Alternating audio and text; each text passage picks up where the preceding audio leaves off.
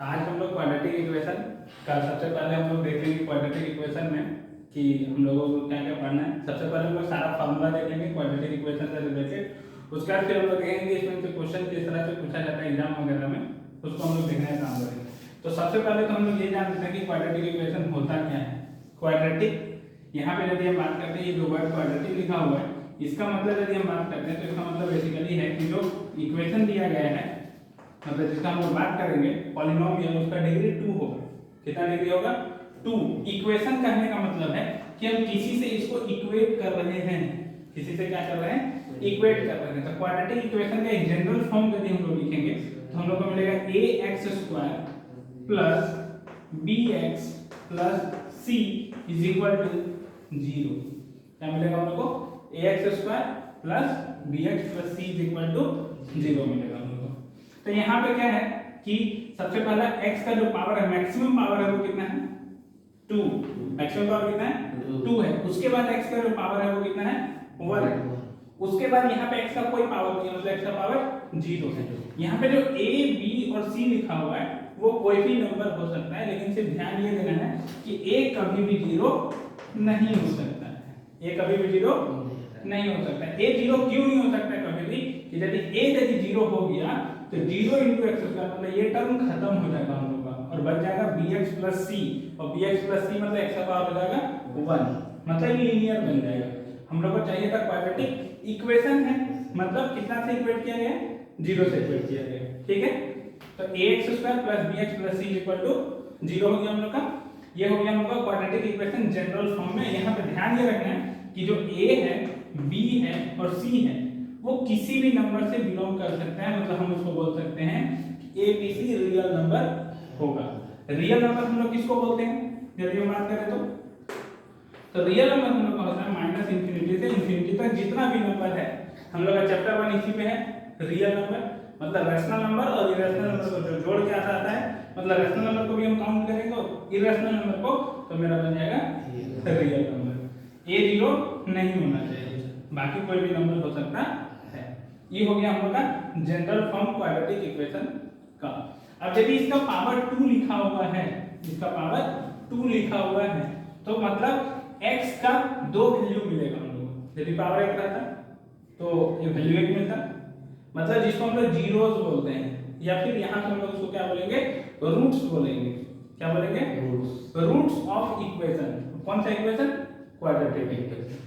Roots of quadratic equation. जैसे कि हम लोग एक एग्जांपल का तौर पर यहाँ पे हम लोग समझ सकते हैं कि ax प्लस b बराबर यदि 0 लिखा हुआ है। क्या लिखा हुआ है? ax प्लस b बराबर 0। ये हम लोग का लीनियर इक्वेशन है। क्या है?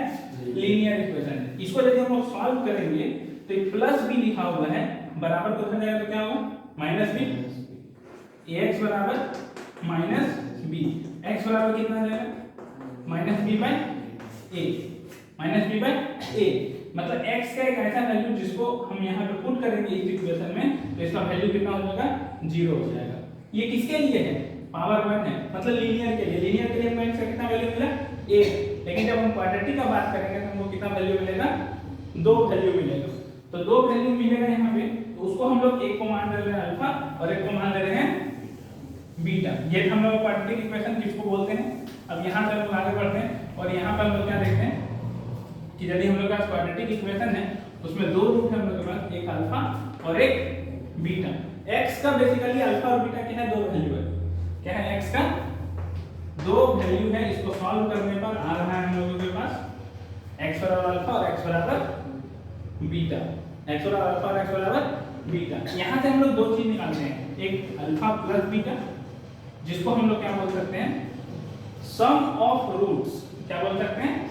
सबसे पहले तो हम ये बता दें अल्फा और बीटा को क्या क्या बोल सकते हैं। अल्फा और बीटा को हम लोग बोल सकते हैं zeros of equation, zeros of quadratic equation, या फिर इसको हम लोग बोल सकते हैं रूट्स ऑफ क्वाड्रेटिक इक्वेशन,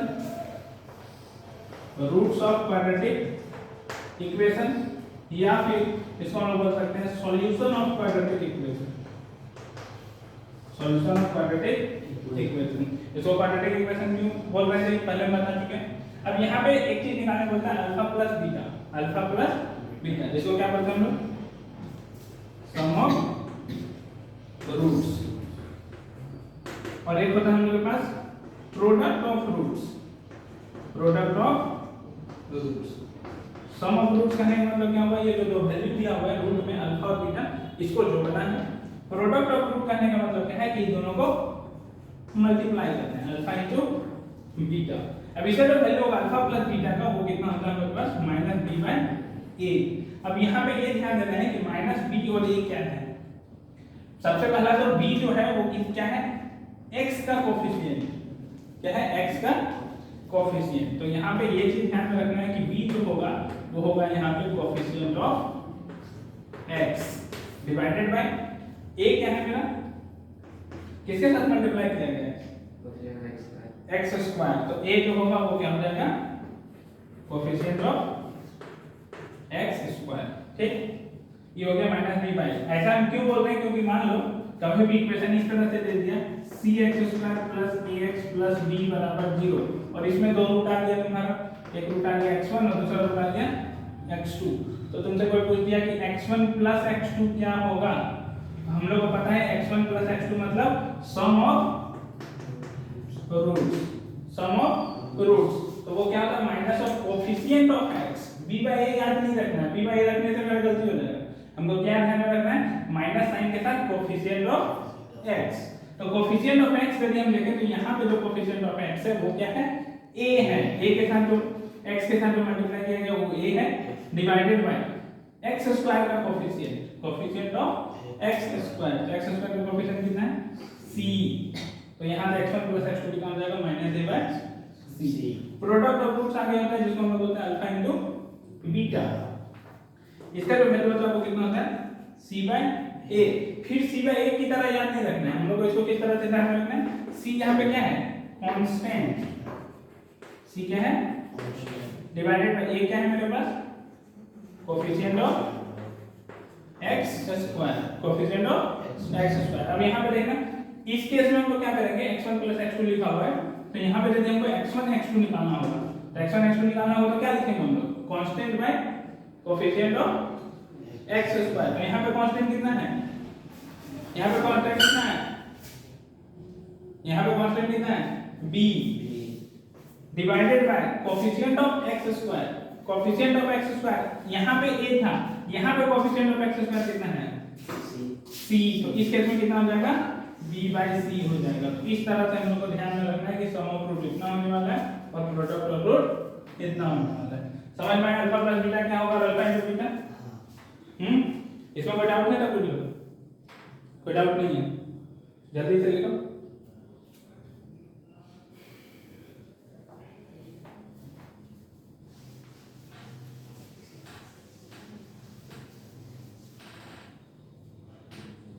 यहाँ पे यदि हम लोग बात कर रहे हैं तो हो गया आप लोग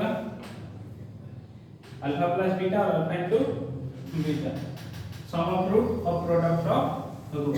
तो ये हो गया अगला फार्मूला जो हम लोग को ध्यान में रखना है। इसके बाद इन सबका प्रूफ हम नहीं बता रहे हैं, हम लोग सिर्फ बेसिकली समझ रहे हैं कि क्या क्या है और क्या क्या नहीं। ठीक, अब इसके बाद हम लोग के पास है क्वाड्रेटिक फार्मूला जिससे हम लोग किसी भी क्वाड्रेटिक इक्वेशन को सॉल्व कर सकते हैं। x square plus bx plus c बराबर 0 यदि दिया गया है और इसको सॉल्व करना है तो हम लोग किस तरह से सॉल्व करेंगे, ध्यान में रखना है क्वाड्रेटिक इक्वेशन है तो a कभी भी 0 नहीं होगा। यहाँ से x का वैल्यू मिलेगा हम लोग को, x बराबर मिलेगा हम लोग को minus b plus minus root में b square minus 4ac divided by 2a। ये हम लोग को मिलेगा x का वैल्यू, तब मिलेगा x का value minus b plus minus root में b square minus 4ac divided by 2a।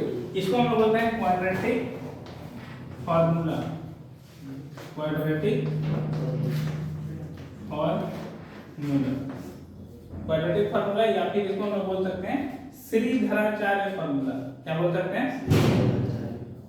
जिस मैथमेटिशियन के द्वारा बनाया गया था उसका नाम था श्रीधराचार्य। तो इसी फार्मूला को हम बोल सकते हैं श्रीधराचार्य फार्मूला। ये भारतीय गणितज्ञ थे जिन्होंने इस फार्मूला को बताया था। इसका डेरिवेशन भी है हम लोग के पास। लेकिन डेरिवेशन जनरली हम लोग से नहीं पूछता है, सिंपली यहाँ से x minus B plus minus under root B square minus 4ac divided by 2a। यहाँ पे ये जो देखना है कि ये जो अंदर में यहाँ जो वैल्यू दिख रहा है इसको हम लोग एक नया नाम देते हैं, जिसको हम लोग बोलते हैं d बराबर बी स्क्वायर माइनस 4ac।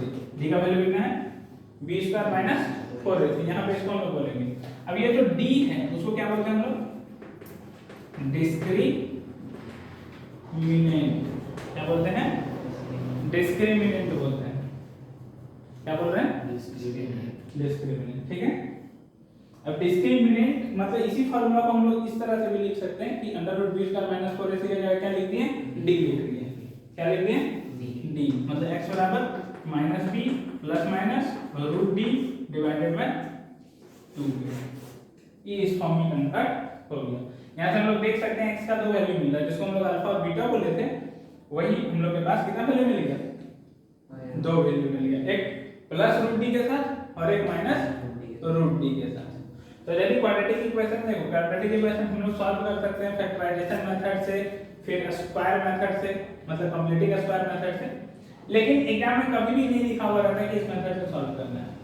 तो यदि किसी में कोई प्रॉब्लम हो रहा है कि फैक्टराइजेशन मेथड हमको नहीं समझ में आ रहा है फैक्टर कैसे करते हैं, या फिर कंप्लीटिंग स्क्वायर मेथड नहीं समझ में आ रहा है हमको, तो डायरेक्टली हम लोग इस फार्मूला का यूज करके सवाल को सॉल्व कर सकते हैं और उसका रूट निकाल सकते हैं। कोई भी क्वाड्रेटिक इक्वेशन का कितना रूट होगा, दो रूट होगा। और यहाँ से एक चीज हम लोग देखते हैं कि रूट तुम्हारा क्या होगा, कंडीशन हम लोग यहाँ से सीखेंगे, वो डिपेंड करेगा मेरा डी पर। किस पर डिपेंड करेगा, डी पर डिपेंड करेगा। डी मतलब डिस्क्रिमिनेंट, इसीलिए इसका नाम ये है डिस्क्रिमिनेंट, मतलब डिस्क्रिमिनेंट करता है, रूट को क्या करता है, डिस्क्रिमिनेंट करने का काम करता है। अब डी क्या होगा, तो डी क्या क्या हो सकता है यदि हम बात करें तो एक केस में डी हो सकता है ग्रेटर देन 0। क्या हो सकता है, डी ग्रेटर देन 0। डी तीन ही चीज हो सकता है यदि हम बात करते हैं, तो कोई भी नंबर क्या हो सकता है, या तो 0 हो सकता है, 0 से बड़ा हो सकता है, या फिर 0 से छोटा होगा। 0 से बड़ा होगा, 0 से छोटा होगा और 0 के बराबर होगा। तो तीन केस बन गए हैं हम लोगों के पास, D greater than 0, D equal to 0 और डी लेस देन 0। कौन सा डी, ये डिस्क्रिमिनेंट वाला डी, जिसका वैल्यू क्या है बी स्क्वायर माइनस 4ac। यहाँ तो कोई दिक्कत। अब यहाँ पे देखना डी ग्रेटर देन 0 यदि हम लिए, मतलब इस रूट का वैल्यू, यहाँ पे सोचो इसी डी का वैल्यू है, इसको यदि हम 0 से बड़ा लिए, इसको हम 0 से बड़ा लिया, तो क्या वैल्यू मिलेगा हमको, x बराबर माइनस बी, एक आएगा प्लस साइन के साथ और एक क्या आएगा माइनस साइन के साथ आएगा। मतलब दो अलग अलग वैल्यू मिलेगा या नहीं मिलेगा, तो दो अलग अलग वैल्यू मिलेगा हम लोग को। तो d ग्रेटर देन 0 के केस में हम लोग याद रखेंगे two real and distinct roots. कितना रूट्स मिलेगा, two real and distinct roots मिलेगा हम लोग को। ठीक, अब हम लोग आते हैं d इक्वल टू 0। किस पे आते हैं, d इक्वल टू 0। अब यहाँ पे सोचो कि d का वैल्यू हो गया 0, अब स्क्वायर रूट में 0 कितना होगा 0, तो मतलब तुम्हारे पास दो वैल्यू आ गए, तो minus B plus minus 0 divided by 2। तुम प्लस 0 करो या फिर माइनस 0 करो, नंबर तो सेम ही रहने वाला है। तो इसलिए d बराबर 0 के केस में क्या आएगा, two real and equal roots. दो रूट्स तो मिलेगा हम लोग को, लेकिन दोनों इक्वल रूट्स मिलेगा। कैसा रूट मिलेगा, इक्वल रूट्स मिलेगा।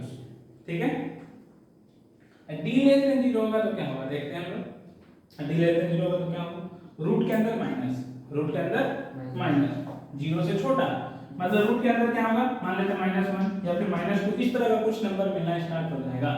तो ये हम लोग का कैसा नंबर होता है, कॉम्प्लेक्स नंबर होता है, इमेजिनरी नंबर, जो हम लोग कहाँ पढ़ना है, क्लास 11 में। कितना पढ़ते हैं हम लोग, क्लास 11 से मैथ्स में एक चैप्टर है कॉम्प्लेक्स नंबर, उसमें हम लोग पढ़ते हैं। ये जो माइनस आई है रूट के अंदर, मतलब -1 जो है रूट के अंदर, इसको हम लोग बोलते हैं आयोटा। क्या बोलते हैं, आयोटा। आयोटा मतलब इसको जो वैल्यू है उसको हम लोग, मतलब बेसिकली इसके साथ जो भी नंबर रहेगा उसको हम लोग इमेजिनरी बोल देंगे। आयोटा का मतलब यहाँ पे बेसिकली ऐसा नंबर जो इमेजिनरी है। इमेजिनरी का मतलब ये नहीं है कि उस नंबर को हम लोग नहीं कर यूज नहीं करेंगे, करेंगे हम लोग उसी के थ्रू। बहुत सारा सवाल हम लोग करते हैं क्लास 11 में, लेकिन 10th में नहीं। हम लोग का सिंपली काम क्या करना है कि जब d greater than 0 equal to 0 है तो रूट्स निकलेगा, उसको सॉल्व करेंगे। लेकिन जब d लेस देन 0 होगा तो कोई रूट्स नहीं निकलेगा। मतलब इसमें क्या करेंगे हम लोग, सिर्फ लिख देंगे डायरेक्टली नो रियल रूट्स। क्या लिखेंगे, नो रियल रूट्स। या फिर हम लोग लिख सकते हैं टू इमेजिनरी रूट्स। क्या लिख सकते हैं, टू इमेजिनरी रूट्स। हम लोग को या तो कोई रियल रूट्स नहीं मिलेगा या फिर इसी को हम लोग लिख सकते हैं टू इमेजिनरी रूट्स। ये हो गया हम लोग का डी के बारे में पता होना चाहिए कि कितना क्या होता है। ठीक है, यहां तक कोई डाउट? कोई डाउट नहीं है? ठीक है, इसको मिटा दें। ये हो गया क्वाड्रेटिक का सारा फॉर्मूला यदि हम बात करें तो। और ग्राफ भी है, तो ग्राफ हम लोग को उतना ग्राफ से कोई क्वेश्चन वगैरह आता नहीं है, वो 11 के लिए है ग्राफ। यदि ग्राफ जानना हो तो थोड़ा सा हम ग्राफ के बारे में बता देते हैं कि क्या होता है ग्राफ।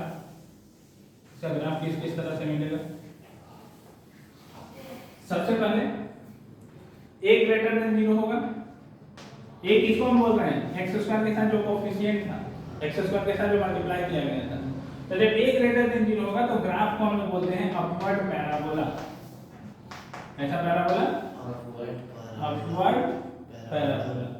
अपवर्ड पैराबोला मतलब ऊपर की ओर इस तरह का तुमको दिखेगा ग्राफ, मतलब यू टाइप में दिखेगा अपवर्ड पैराबोला। इसमें तीन केस बनेगा, जिस तरह यहाँ बना था d greater than 0, d equal to 0, d less than 0। तो d greater than 0, d equal to 0 और d less than 0। d greater than 0 में क्या होगा, तो d ग्रेटर देन 0 में देखो कितना रूट्स मिला था तुमको, 2 रियल एंड डिस्टिंक्ट रूट। मतलब दो रूट मिलेगा, दोनों डिस्टिंक्ट रहेगा। मतलब डिस्टिंक्ट मतलब क्या, अलग अलग रूट्स होगा। तो सिंपली यदि हम बात करते हैं तो जब हम ग्राफ देखेंगे तो इस तरह का ग्राफ देखने को मिलेगा। दो रूट अलग अलग जगह पे हम लोग को मिलेगा, जिसको हम एक को अल्फा बोल रहे हैं और दूसरा को बीटा बोलते हैं। दो अलग अलग ग्राफ मिला हम लोग। जब इक्वल टू 0 होगा तो हम लोग को दोनों रूट सेम मिलेगा। ग्राफ तो उसी तरह होगा लेकिन अल्फा बराबर क्या मिल जाएगा, बीटा। मतलब दो रूट मिलेगा लेकिन दोनों रूट का वैल्यू क्या हो जाएगा, सेम हो जाएगा। क्या हो जाएगा, सेम हो जाएगा। तो देखो यहाँ लिखा भी था two real and equal roots. Real मिला, इक्वल भी मिला, एग्जिस्ट कर रहा है। d लेस देन 0 केस में क्या होगा, क्या लिखा हुआ है इसमें, नो रियल रूट्स या फिर टू इमेजिनरी रूट्स। मतलब कोई रियल रूट्स नहीं मिलेगा। मतलब एक ग्राफ यहाँ पे कट कर रहा था एक्स एक्सिस को, दो वैल्यू मिल रहा था, इसमें भी दो वैल्यू मिला था, दोनों बराबर, इसमें कोई वैल्यू नहीं मिलेगा। मतलब ग्राफ ऊपर ऊपर बढ़ जाएगा, एक्स एक्सिस को कहीं कट नहीं करेगा, क्योंकि बोला ही है नो रियल रूट्स या फिर इमेजिनरी रूट्स मिलेगा। कितना इमेजिनरी रूट्स मिलेगा, दो इमेजिनरी रूट्स मिलेगा। ठीक, अभी हुआ a ग्रेटर देन 0 के लिए। मतलब देखो हम लोग पहले देख चुके हैं कि a बराबर 0 पे भी क्वाड्रेटिक होगा नहीं। तो एक केस हम लोग ले चुके हैं a ग्रेटर देन 0। तो एक केस क्या बचा, a इक्वल टू 0 में तो क्वाड्रेटिक नहीं है। a इक्वल टू 0 यदि हम ले लेते हैं तो क्वाड्रेटिक तो नहीं होगा। हम लोग पहले ही स्टार्टिंग बोल चुके हैं कि क्वाड्रेटिक तभी होगा जब ax² + bx + c बराबर 0 हो। तो a ग्रेटर देन 0 ले लिया तो एक केस और क्या बनता है, लेस देन 0, 0 से कम। तो 0 से कम में जो ग्राफ होगा वो हम लोग का, इसमें क्या था, अपवर्ड पैराबोला। इसमें क्या हो जाएगा, जस्ट उसका उल्टा, डाउनवर्ड पैराबोला। डाउनवर्ड पैराबोला मतलब उल्टा यू, उल्टा यू के जैसा ग्राफ देखने को मिलेगा। इसमें भी तीन केस बनेगा तुम्हारा, एक बनेगा d ग्रेटर देन 0, एक बनेगा d इक्वल टू 0 और एक बनेगा d less than 0। Greater than 0 में क्या होगा, दो रूट मिला, उल्टा ग्राफ, लेकिन कितना रूट्स मिलेगा, दो। तो देखो दो रूट्स मिला। इस केस में क्या होगा, ग्राफ उल्टा होगा लेकिन दोनों रूट क्या मिलेगा, इक्वल हो जाएगा, दोनों रूट इक्वल हो जाएगा। इस केस में इमेजिनरी रूट्स मिलेगा। ई हो गया ग्राफ यदि हम बात करते हैं सिंपली पैराबोला। तो यदि तुम लोग को याद होगा हम लोग पॉलिनोमियल में क्या पढ़े थे कि यदि ग्राफ एक्स एक्सिस को जितने बार कट करता है उतना नंबर ऑफ जीरोस होगा। पॉलिनोमियल में सबसे पहले एक्सरसाइज में यही है कि ग्राफ एक्स एक्सिस को जितने बार कट करेगा उतना नंबर ऑफ जीरोस होगा उसका। तो यदि हम इस ग्राफ के में पूछे कि कितना नंबर ऑफ जीरोस है, कितना है 2, इसमें कितना है 1, यहाँ पे वैल्यू 2 जरूर है, ये दोनों वैल्यू बराबर है, इसलिए नंबर यदि हम पूछें कि कितना संख्या मिल रहा है तो कितना मिलेगा 1 मिलेगा। इसमें हम लोग को 1 भी नहीं मिल रहा है क्योंकि रियल है ही। कैसा है इमेजिनरी, कैसा है इमेजिनरी। सेम उसी तरह यहाँ पे इसमें 2 जीरोस मिल रहा है, इसमें 1 मिल रहा है और इसमें 0 मिल रहा है। तो ये जो चैप्टर है क्वाड्रेटिक इक्वेशन पॉलिनोमियल से भी रिलेटेड है यदि हम बात करते हैं तो यदि चैप्टर 2 अच्छे से हम पढ़ लेते हैं तो चैप्टर 4 भी हो जाएगा एक तरह से, या फिर हम बोल सकते हैं कि चैप्टर 4 अच्छा से पढ़ लिए तो चैप्टर 2 भी हो जाएगा। बस इतना ही इस चैप्टर में फॉर्मूला है यदि हम बात करते हैं। ठीक है, तो अब हम लोग कुछ क्वेश्चन देखते हैं कि किस तरह से हम लोग सॉल्व करते हैं क्वाड्रेटिक इक्वेशन का क्वेश्चन। मिटा दो इसको।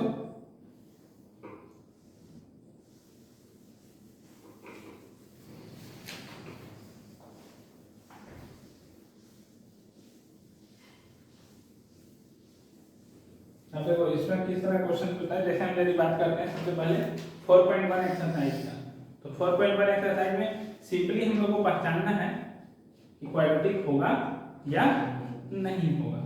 तो क्वाड्रेटिक होगा या नहीं होगा इसको हम लोग कैसे पहचान सकते हैं, जब कोई भी इक्वेशन में मैक्सिमम पावर कितना हो 2 होना चाहिए, डिग्री कितना होना चाहिए 2, जो वेरिएबल है उसका डिग्री होना चाहिए 2। तो देखते हैं हम लोग कुछ क्वेश्चन, जैसे कि लिखा हुआ है x + 2 का whole square is equal to x - 3 का होल स्क्वायर प्लस 4। अब ये पूछा जा रहा है कि ये क्वाड्रेटिक इक्वेशन है या नहीं है। तो क्या करेंगे हम लोग सबसे पहले कि पावर 2 देख के तो सबसे पहले क्वाड्रेटिक इक्वेशन नहीं बोलेंगे हम। क्वाड्रेटिक इक्वेशन बोलने के लिए इसको और इसको दोनों को क्या करना पड़ेगा, सॉल्व करना पड़ेगा। जब सॉल्व करके आएगा तब हम बोलेंगे क्वाड्रेटिक इक्वेशन होगा या नहीं होगा। तो यहाँ पे हम लोग दिख रहा है a + b का होल स्क्वायर दिख रहा है।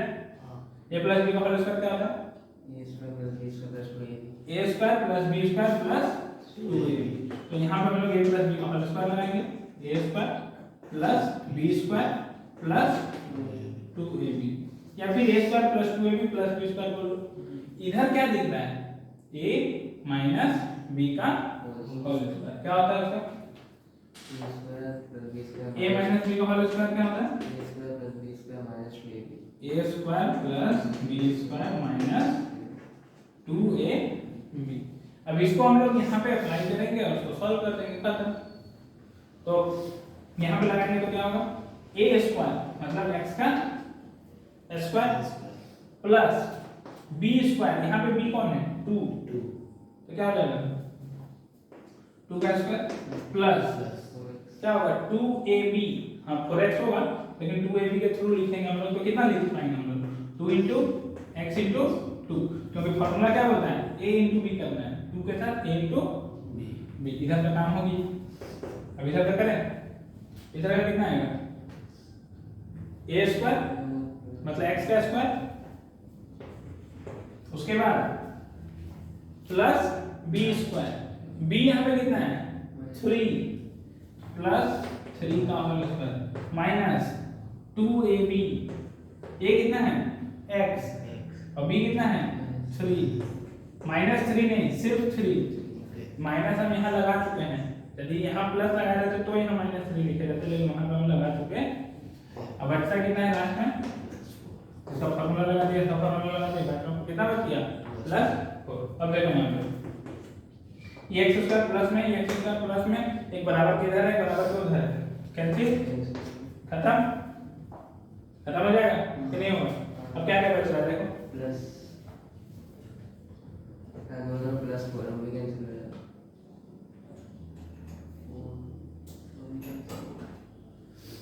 तो यहाँ पे सिंपल है, यदि हम बात करें तो अब हम बोल सकते हैं क्वाड्रेटिक इक्वेशन है ही नहीं डायरेक्टली, लेकिन हम सॉल्व करके दिखा देंगे कि वो है या नहीं। क्यों? क्योंकि स्क्वायर वाला टर्म कैंसिल आउट हो चुका है। क्वाड्रेटिक होने के लिए पावर 2 बचा हुआ रहना चाहिए था, लेकिन यहाँ पावर 2 खत्म हो गया। आएगा कितना? 4 प्लस 4x 4 प्लस यहाँ पे कितना आएगा? 9 माइनस 6x प्लस 4। अब इसको देखो कि माइनस 6x सबको इधर लेके आ जाते हैं, तो क्या क्या होगा? 4 प्लस 4x बराबर के उधर जितना भी साइन है यहाँ पे ध्यान देना। 9 प्लस कितना होता है? 40 मतलब 30 13 होता है। 13 को इन दोनों को जोड़ने के बाद इधर लाते हैं, तो उधर प्लस 13 था, तो इधर आएगा तो कितना हो जाएगा? माइनस 13 होगा। और माइनस 6 उधर था, तो इधर आएगा प्लस 6 बराबर 0। देखो कितना बच गया मेरे पास? 6 प्लस 4 हो गया 10x minus 9 is equal to 0। देखो क्या ये इस फॉर्म का दिख रहा है? ax square plus bx plus c बराबर 0 फॉर्म का दिख रहा है। क्वाड्रेटिक इक्वेशन में रही है x स्क्वायर है ही नहीं इसमें, सिर्फ ये क्यों दिख रहा है? bx प्लस c फॉर्मेट का दिख रहा है। तो हम लिखेंगे क्या? दिस इज नॉट ए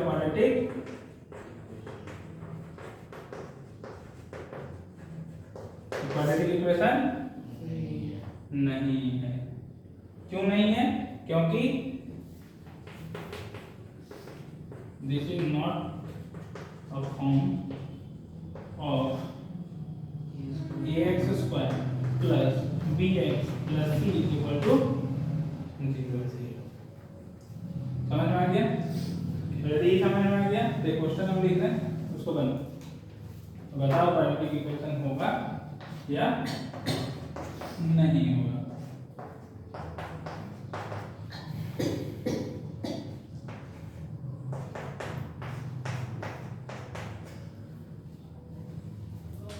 बताओ क्वाड्रेटिक इक्वेशन होगा या नहीं होगा?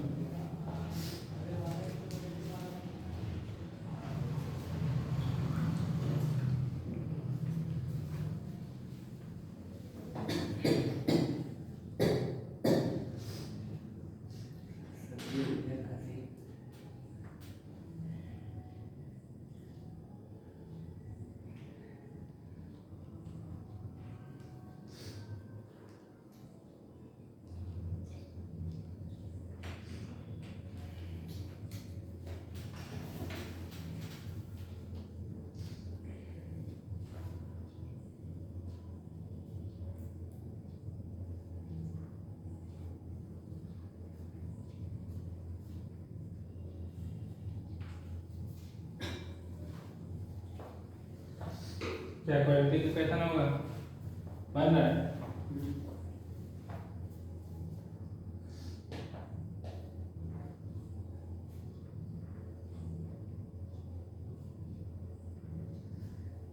यहाँ 4x स्क्वायर हुआ ना, यहाँ भी कैसे लिखा होगा?